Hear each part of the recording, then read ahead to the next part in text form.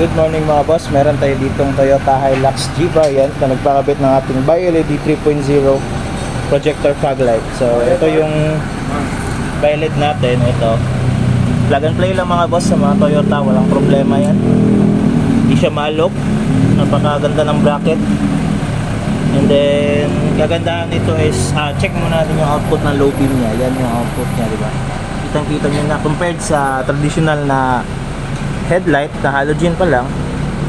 So kita nyo naman yung difference ng ilaw ng fog light. Again, ito 3.0 to Hilux G.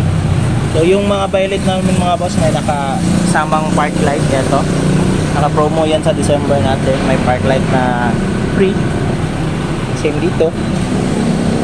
Yan, meron dito. So pakita ko sa inyo yung high beam feature niya. Pag high beam yung headlight, high beam yung fog light. Yan o. Kita nyo naman yung difference at saka ng intensity ng ilaw, di ba? Napakalakas talaga.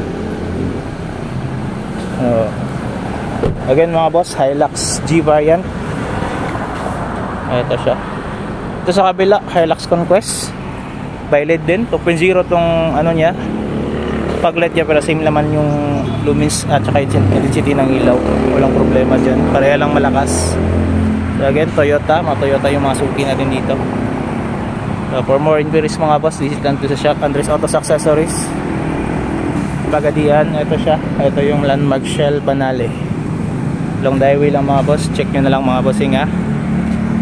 So yun lang, peace.